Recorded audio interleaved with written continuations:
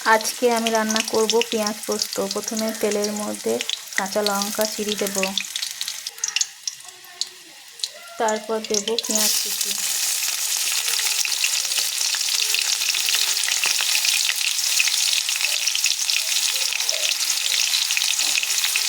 চিড়ি করা আলু,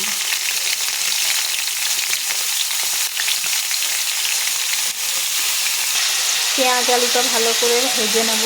পেঁয়াজ আলু ভাজা হয়ে গেলে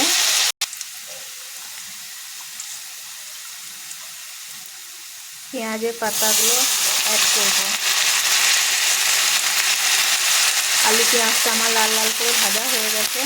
তারপর আমি পেঁয়াজের পাতাগুলো দিলাম। ভালো করে এগুলো সব একসঙ্গে ভেজে নেব।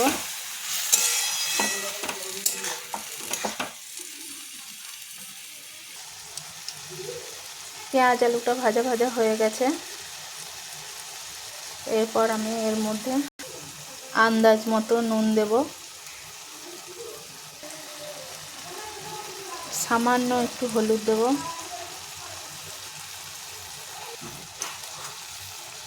তারপর ভালো করে নেড়ে চেড়ে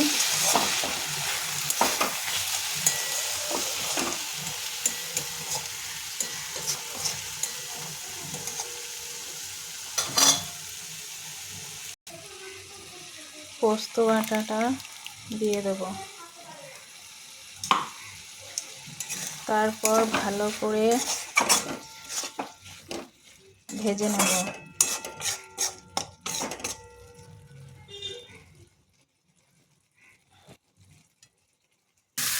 আমার পোস্তটা ভাজা ভাজা হয়ে গেছে। এবার আমি গ্যাসটা অফ করে দেবো।